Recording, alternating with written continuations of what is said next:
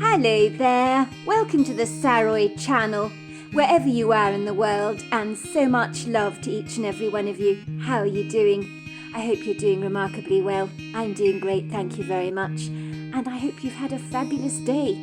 Where I'm doing the recording now, I can see some birds drinking sugar syrup from outside on the tree branch, and it's quite a beautiful view, a perfect place to tell you a story. So this is part 2 of our story, so if you haven't heard part 1, don't forget to click on the description because you don't want to miss out on the fabulous story. And make sure you leave a comment because I do love hearing from you and it's really fabulous for the algorithms. So let's continue with part 2 of our story. Sorry, Violet, but before you discuss the story any further, I'm a stickler for names, I'm afraid. The family who was robbed, did you say the name was Cartridge or Cartwright? You've been bouncing around with both those names when you talk about them. Oh, I'm so sorry, my dear. How very observant of you. I'm dreadful with names. My mother was exactly the same as me, you know. I get them so mixed up. No, it's the Cartridges, not the Cartwrights. Poor Mr. Cartridge. He's in such a sorry state. Those 2 men were brutal to him, and I mean brutal, weren't they, darling? She said, turning to Walter. Walter shook his head sadly. His fists tightened. I'd have quite happily blown the heads off of them myself, he admitted. We don't need that kind of evil polluting our world. At one point, one of the thugs was holding Mr. Cartridge by the hair. So hard he was pulling that Mr. Cartridge has got a huge bald patch on his head. You're lying to us, they were told. And if we find you have hidden things from us, your community will discover you lying dead in your beds tomorrow morning. So either you cooperate, or you're as good as a goner. The men bound their hands and feet with very powerful rope, and the Cartridges lay on their beds, wondering if they were actually going to be killed. They were numb, but they remained incredibly still until the men had literally done everything they needed to do, taken whatever they wanted to take, and the house suddenly became incredibly silent. So the Cartridges expected that they must have gone, especially when they heard a car driving away from the scene. Of course, they tried to get up off their beds, but the ties were impossible to remove, making it virtually impossible to stand up. Luckily, the cleaner, who let herself in early in the morning, found the poor couple in such a dreadful sorry state. It defies belief, does it not? She was able to untie them, but their hands still remain numb after the event. Suffice to say, this was not a random robbery. It was definitely planned. That's what the police say. Someone had inside information about the family jewels. Otherwise, the Cartridges would never have been targeted in the way they were. The police have done a great job with the house-to-house inquiries and investigations. One of our very astute residents, Mr. Partridge, oh, that man, he's got eyes that can see. He's very, very observant, notices everything around here. Well, he observed a black Volvo leaving the street at 3:30 a.m. when he got out of bed, and he saw the car speeding away. At the time, he thought it was highly suspicious. Not only that, but it was very dark outside, so I think that the number plate probably was very ambiguously obscure. I mean, what can you see at 3:30 in the morning? Not very much. Well, I hasten to say the Cartridges' house has been fingerprinted, but it's not looking good. The Cartridges remember that the men were wearing gloves. The windows and surfaces have been wiped clean of any prints, so these young men clearly knew what they were doing. Some people in our neighbourhood are freaking out, thinking that they'll be targeted next. But they called a meeting in the town hall and told everyone why the Cartridges were targeted, to allay everyone's fears. That was when it was revealed to us that they had a great deal of valuables that were worth a sizable amount of money. In these parts, no one has that kind of stuff that is worth that insane amount, so it is hardly surprising that they were singled out for a robbery. That is a terrible story, Violet. I'm very sorry about what happened to the Cartridges. They must be in a dreadful state, as must the people of this place be. I would never have expected something like that to happen here." "Oh, you better believe it, my son. There is always evil in this world, a treacherous evil. There is no getting away from it. Otherwise the prisons wouldn't be filled with criminals, would they? As my good old mother always used to say, in every cartload of very good apples, there's always a couple that are rotten to the core, that are infested with worms. And what do you do about it? You have to work your way through all the good apples to find the bad ones that on the surface look so benign, so innocent, so good. It's a laboursome job, let me tell you. Everything has its intrinsic opposite, and evil, as I say, is alive in this world. There's not much any of us can do about it, apart from protect ourselves. Personally, I would very much like to keep a firearm, but try telling that to Violet. She's against it. She believes it could be used against us. I just keep a fire poker near the front door and under my bed. We can step up security measures to ensure it's unlikely to happen again.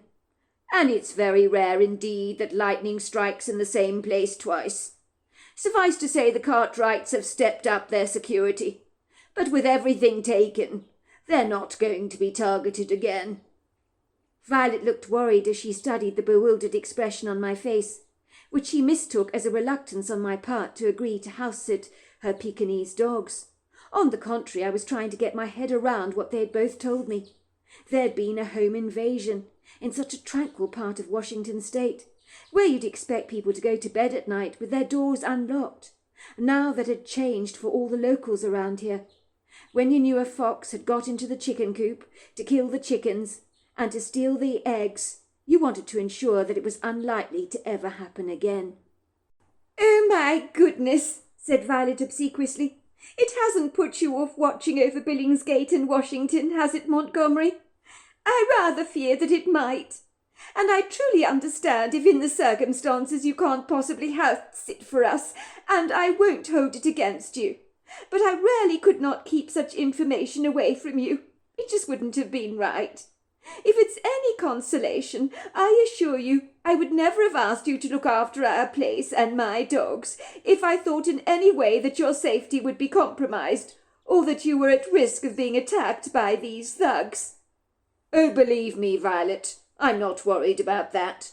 But I am shocked and appalled that something like this happened in such a quiet, serene neighbourhood like this.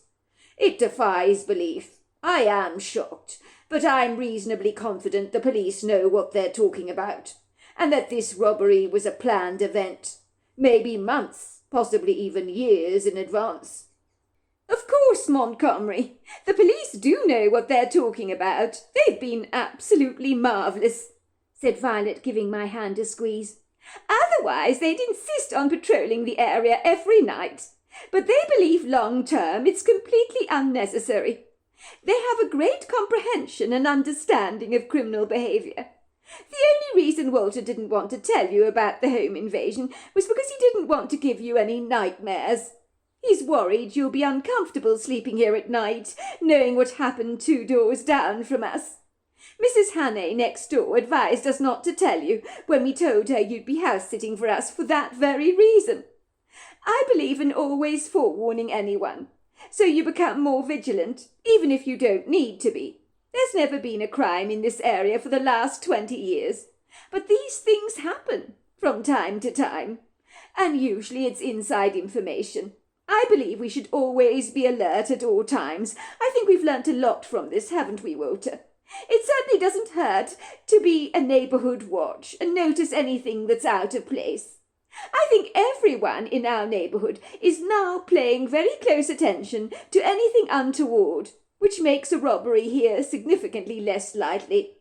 Thieves are not stupid. They're not going to rob a place where everyone is vigilantly paying attention and is wide awake.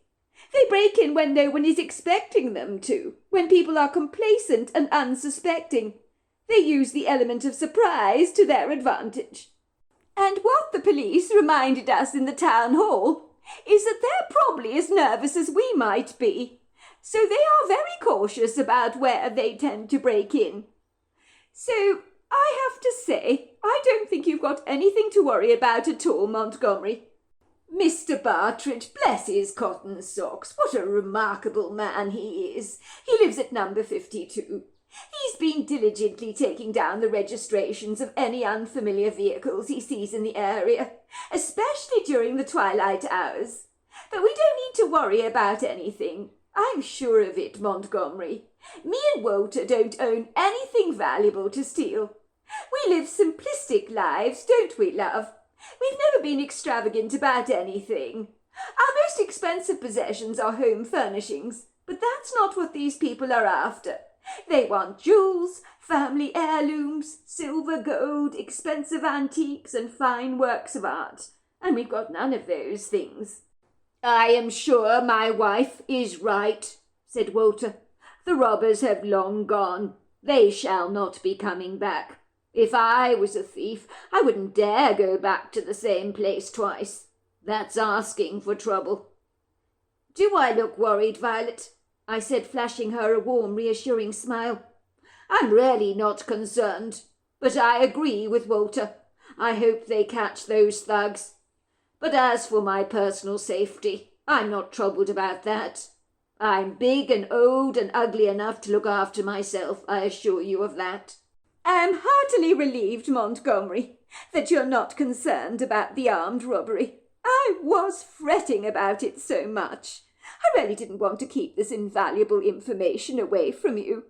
Now, on a much more practical note, Montgomery, dear, talking about my next-door neighbours as we are, I want you to know that our neighbours are fabulous people, and Mrs. Hannay has agreed to very kindly poach Shakespeare and Billingsgate their chicken, rice and vegetables every day while we're away.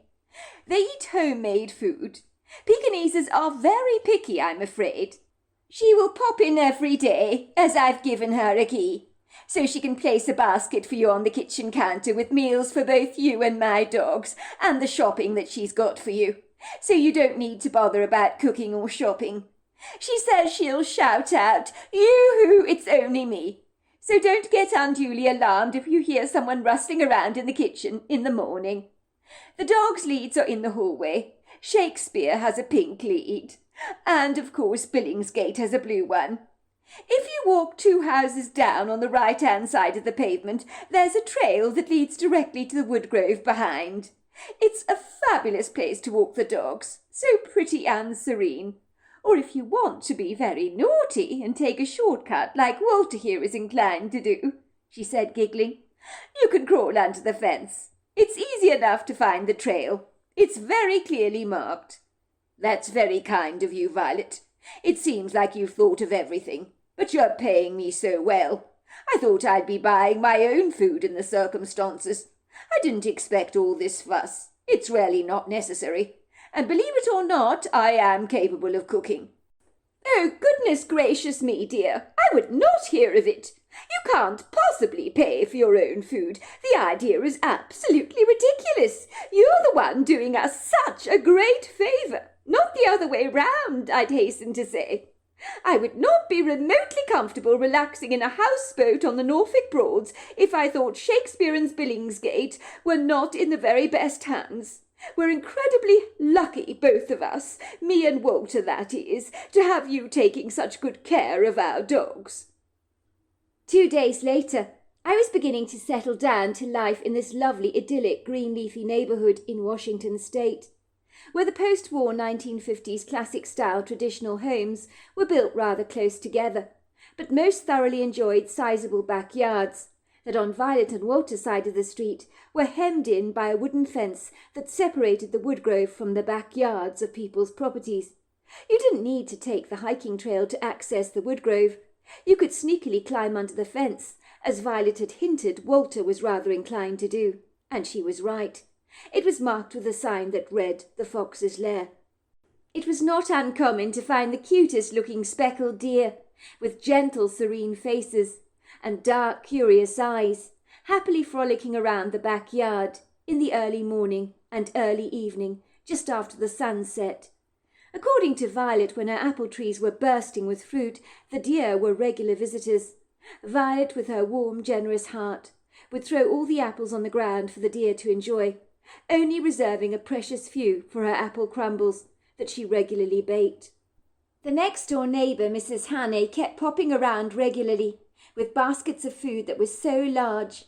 I wondered if she secretly thought I was stashing away stowaways in the house or hiding Anne Frank in the attic from the Germans in World War II, that I'd clandestinely needed to feed. She was a lovely lady who wore her heart on her sleeve and was very close friends with Violet and of a similar age. She had a rather charming pixie face, framed by a short crop of layered white hair that stood up in soft waves. Her skin was weathered by as many lines as you might find on a road map or a wizened tortoise, that I thought was rather endearing, while her inquisitive brown bird-like eyes would peer at you curiously when she spoke, with her head always slanted at an angle that reminded me of a bird perched on a branch, watching you intently. She was the kind of person most would like to have as their next-door neighbour. "I've known Violet for 40 years, she told me proudly. "We've been neighbours for yonks. I think we see each other more as sisters than just friends. When she first moved here, she was rather like a fish out of water, bless her heart. You know, coming from England and all that, not knowing a solitary soul around here. But that all changed rather quickly. Everyone loves the bones of Violet. She has a heart of gold on her. A rare treasure she is. Do you know one of the restaurants around here, courtesy of Violet, offers British desserts like jam roly-poly, spotted dick and apple crumble to their customers? The men love the stodgy desserts. Can't get enough of them, they can't. Anyway, enough of all that. Violet has informed me you now know all about the armed robbery, 2 doors down at the Cartridges' place. It is too ghastly for words. In fact, there really are no words. It naturally has had everybody around here their feathers ruffled. It came as quite a shock to everybody, and to you, I imagine. I didn't think Violet should tell you about the incident, nor did Walter, for that matter. But you know Violet, you know what she's like. She couldn't rest until she told you the truth. I really thought it might grievously upset your sleep. And insomnia is a frightful curse at the very best of times. Believe me, I'm very well acquainted with sleeplessness. I know all about it. After the ghastly affair happened, I couldn't get a wink of sleep myself. But the good news is, the armed robbery is very unlikely to happen again, according to the police, and I believe them wholeheartedly. They certainly know what they're talking about. But how are you getting along with the 2 Pekingeses, Billingsgate and Shakespeare? They're quite the characters, are they not? And quite the handful, I'm most sure. Violet and Walter, you know, they never had kids, so their animals have always been like their children. They're warming to me, I chuckled. Let's just say it's a work in progress. Well, if you don't mind my saying, they seem incredibly comfortable with you. And that is an incredible accomplishment, for those 2 dogs are incredibly picky about who they socialize with, and who they actually trust. Pekingeses used to belong to royalty in China, you know, and I always believe that they know it, as if they have an inverted snobbery about them. They sometimes think they're too good for other people. They're very, very selective, and the fact that you're getting on with them at all is, I would think, a very good start. Well, you may be right. Thank you for all those wonderful meals you've been cooking. I really appreciate them. It's no trouble at all, dear. You've got your hands full with those 2 mischievous white balls of fluff, she teased. You cannot be expected to cook when you're a full-time babysitter. I was beginning to rather enjoy taking care of these 2 rather picky Pekingese dogs, who both insisted on sharing a bed with me, and had become incredibly affectionate, deciding that without Walter and Violet around, I'd be a satisfactory substitute for the time being, that is. But I sneakily suspected that as soon as the couple returned, they'd drop me like a lead balloon, and pretend not to know me at all. Walter had made a series of wooden steps that he put at the base of all the beds. It enabled the Pekingese to climb on and off the beds at will, as they liked to cuddle up to me in the evenings, and they were still relatively cool. I really didn't think that news of the home invasion would worry me personally, but sometimes we have no way of knowing what can seep into our subconscious minds on a subliminal level, like water creeping through the ceiling, teasing our imagination so powerfully that we can believe something is real when it is not. It was May, and spring had birthed itself magnanimously all over the countryside, with her delightful ethereal pastel colours, from peaches, pinks, soft yellows, whites and lilacs. And these jewels of spring were worn like proud necklaces of finery over the deciduous trees that stood proudly among the lofty evergreen ones, like grand women at the races, draped in all their glory. Everywhere you dared to look, bright yellow cheerful daffodils were bursting through the ground, along with crocuses, while the woodgroves were covered in resplendent carpets of bluebells. The bleached grass after a disloyal, treacherous winter was a sorry sight indeed, but had thankfully been overtaken by the green, cheerful shoots of recovery. The days were becoming brighter. The sunshine seemed like a great gift from the gods, and so welcome after the icy, threatening weather we'd endured that it chilled many to the bone. Our most recent winter considered one of the worst on record, and many people were suggesting the winters were getting colder and colder every year. I had taken Billingsgate and Shakespeare for regular walks in the woodgrove, and the crisp fresh air I found very invigorating. It was ablaze with the bounty of spring, as the glittering insects bounded from one flower head to another. After a long, tiring day, I retired to bed, thankfully, and sank into the soft, cosy, sumptuous covers, pretzeled in between two warm white fur balls, and then I fell fast asleep. Then it happened. There I was lying in my bed, sensing the two dark silhouettes standing over me. I was filled with a dreadful fear, for these dark figures were wearing black balaclavas over their heads, so that all I could see were their hostile eyes staring at me vindictively. They hovered over my body like two hungry vultures, as if they wanted to tear my flesh apart, limb from limb. I was so afraid that perspiration poured down my back. My breathing became fast and furious, my heart thundered violently in my chest, and I kept my eyes tightly shut. I was terribly afraid of what I would see if my eyes were open, but I seemed to be seeing things perfectly clearly with them tightly shut, as if every single detail was being indelibly seared into my mind, with the efficient memory of a tattoo. I could hardly believe what was happening. Despite the faint promises of the police and their shallow reassurances, these menacious, predatory home invaders were back again, in this tranquil area in Washington State. How could they have even broken into the house? I had locked all the windows and doors painstakingly. And furthermore, I hadn't heard a damn thing. Both Billingsgate and Shakespeare had not uttered a word. They hadn't growled, nor had they barked. I had a sneaking suspicion they were now hiding in the closet like they'd done when I first arrived here. The home invaders were back again. This time they were after me. There must be some dreadful mistake. I had nothing for them, nor did Violet or Walter. What could they possibly want from me? One of the men pulled off his balaclava. Now that was not a good sign. I shivered in horror, knowing full well that if he allowed me to see his face clearly, then he was surely going to kill me, as I'd be able to identify him to the police. Why did he have to do that? Now I was in a dreadful pickle. I tried desperately not to look at his face, but to no avail. The overwhelming urge to study his appearance overcame me. I found myself studying him closely, taking in every single detail, wondering what could induce him to do such a wicked thing like this. Did he have no moral compass? Would he be sitting over his cornflakes in the morning, not batting an eyelid about what he'd done the previous night?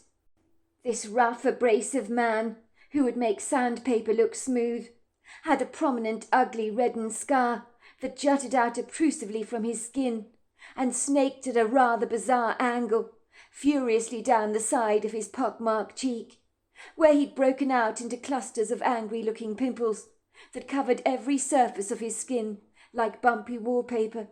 It looked like his scar had occurred from some kind of brawl in a bar. The man was possibly 21 years old, his predatory brown eyes devoid of any light, that betrayed not an ounce of compassion in their cold, unyielding depths. I could pick out those soulless, empty, dead eyes in any police line-up, I was certain of that. They were the most evil eyes that I have ever beheld. His mouth twisted up on one side in a gummy smile, exposing a long line of chipped yellow teeth that looked like they'd been sand-blasted with the acidic sweet drinks from his early life, probably given to him by his mother when he was 2. In every angle of his form he was so hideously repugnant, even though his posture was young and strong, as if he'd spent much time in a gym, strengthening his core. I thought I might faint from abject disgust as he got closer and closer and closer to me, his skin growing obnoxious scales like that of a reptilian, taking on a rather sludgy, muddy appearance. If that was not bad enough, far too explicit for my eyes to assimilate, his grotesque caricature-like face became twisted, gnarled, and almost skeletal. Far from endearing it was. It began to contort, taking on all kinds of demonical shapes. How was it possible for him to do that? Was he even human, I wondered? Or had these home invaders that had entered the house come from another galaxy or dimension? In horror I watched his eyes get closer and closer and closer to me. I could feel his vaporous breath, a foul, odorous, warm spray on my face that smelt of rotting, decaying flesh, the likes of such that I have never smelt before or since. Now I really did think I was going to throw up. This man was hideous. "I want your money," he screamed. "Your money! Where is your money?" The voice boomed into my head. I began to wrestle with my sheets frantically, as if fighting off my opponent. "No!" I screamed. "No! Get away! Get away! I haven't got any money for you. Leave me alone. Go away. There is nothing for you here." I sat up with a frightened start. The sounds of my desperate screams echoed back at me from all 4 corners of the room. Now I began to feel rather foolish, for the dark, ambiguous shadows that bounced across the bedroom were benevolent. The ambience appeared untainted by any foul, odious smells, or the distorted intrusion of men I was sure I'd seen moments before. But no one was there. I wondered what had happened, for I was sure that the home invaders had been here, especially the one with the ugly scar. I know he was here a minute ago. I know he was. So where was he? Where had he gone? I remembered he was standing over me only moments before, screaming for money. But he wasn't here. Instead, I was greeted to 2 pairs of eyes, staring at me from the bottom of the bed, with bemused expressions on their faces.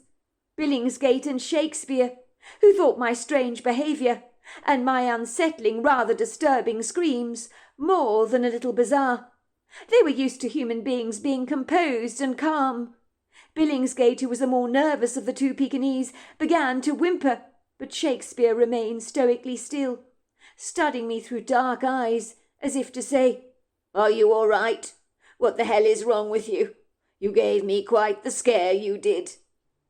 "I am so sorry, boys," I told them apologetically. "I think I had a nightmare. I did not mean to scare the both of you. How about a treat?" The dogs wagged their tails, for they knew what a treat meant, but were probably not used to hearing the word at such an ungodly, unmentionable time of the morning. This human being was obviously very strange and idiosyncratic, but it didn't matter. Treats that fell out of the sky, even during the twilight hours, were gladly welcome for the pair.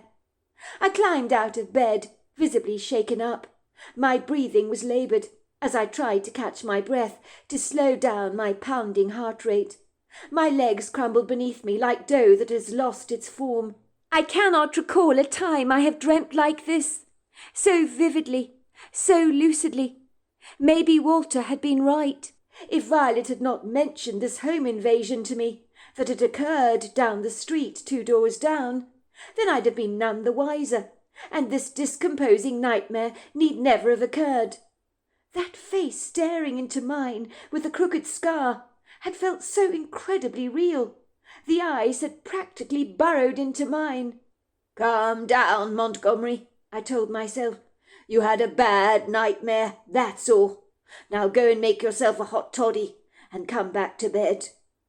All will be well in the morning." I glanced briefly at my bedside clock on the nightstand. It was 3 o'clock in the morning. It really was late.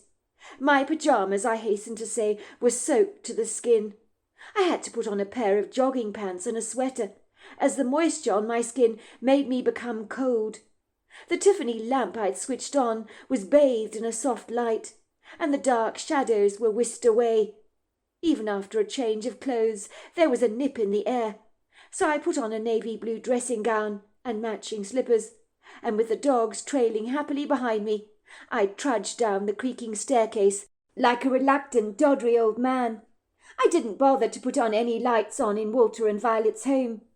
It wasn't necessary. All the curtains that framed the ubiquitous windows throughout the property had not been drawn, and the prisms of silvery moonlight filtered through the windows magnanimously, so that the ambiguous outlines of everything, although lost in obscurity, could be visibly seen. I weaved myself past furnishings, down the terracotta tiles of the passageway, taking the first door to the left, where I entered the kitchen. I put the dimmer switch on low, as bright light at 3 o'clock in the morning can be blinding and very offensive. I ambled over to the refrigerator to remove a carton of milk, closing the door behind me. That was when I heard the gunshots, coming from the Hannay's property next door. There were 4 of them, a very distinctive sound that I would know anywhere. My blood went cold like ice, and the carton of milk in my hand loosened and crashed on the floor, hemorrhaging milk everywhere, that was mopped up greedily by 2 very pleased Pekineses. It was in that poignant but horrifyingly insufferable moment that had made every skin cell in my body prickle unapologetically.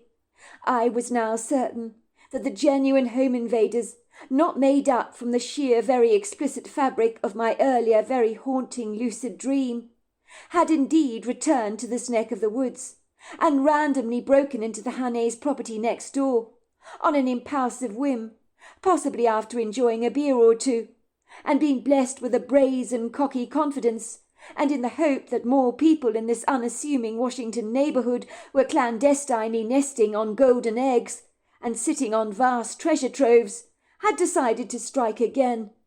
I envisaged they now felt cheated, grievously upset, that the Hannays didn't have many valuables, that in an unbridled act of great duplicity and aggressive retaliation, to quench their insatiable anger, they had shot the couple dead at point-blank range.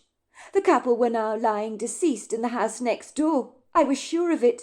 I shuddered in horror as I meditated on this suggestive thought that spared me no mercy in the visual flashes that serenaded my mind. Maybe the nightmare that I'd previously unwittingly entertained was a salient advanced premonition on what was now occurring only a door away from me. I had heard of people who had premonitions before. Is that what I'd experienced? Almost a psychic insight in what was going to occur at the Hannays' property. You've got to be kidding me. Nothing like this had ever happened to me before. This night was getting weirder and weirder every second the minutes ticked by. I was overcome with anger, as a very similar protective instinct I often felt towards injured wildlife overcame me. I have never felt so much outrage that 2 elderly people, innocent in every regard, had lightly been shot in their heads. I could not let them get away with it. No, there was no way I could. It would seem the former almost paralyzing fear I'd experienced during my sleep had been abandoned like an old overcoat. I ran towards the front door in my slippers and dressing gown, with a torch in one hand and a cast-iron fire-poker in the other, along with a determination in my spirit that could not be subdued or restrained. I had no concerns for my safety, nor did I consider calling the police. There was a spewing anger burning up inside me, rather like a furious molten lava in a volcano that is about to bubble over and resolutely pour its wrath over everything without discrimination, not caring about its ramifications or what it might destroy. These two wicked, menacious thugs needed to be eliminated before they did any more harm, like an infestation of moths on a Persian carpet that required prompt, swift attention before they ate up all the wool, and nothing was left behind. They needed to be destroyed, and I was the one that was happy to do it, and be damned with the consequences of my actions, even if it meant being locked up in prison for years on end. Sometimes a man's got to do what a man's got to do for the greater good of humanity, even if it comes at a great cost. These undesirable men had no place in our world. They needed to be destroyed, and they needed to be destroyed now. And I was happy to do it, and be damned with the consequences of my actions, even if it meant being locked up in prison for years on end. Sometimes a man has got to do what a man has got to do for the greater good of humanity, even if it costs him everything. People like this need pulling out of society, like weeds in a flower bed, and I was going to do it. Armed with an unlikely cocky confidence, fueled by the indignance of my infuriation, I crept out of the house as discreetly as possible, leaving behind two rather bemused Pekingese, wondering what the hell I was doing now. They stared after me, thinking I was becoming stranger and stranger by the second, an enigmatic mystery that they simply could not comprehend. So there we are. That's the end of part 2. Part 3 is tomorrow night. I look forward to you joining me then. Until next time, goodbye and good night.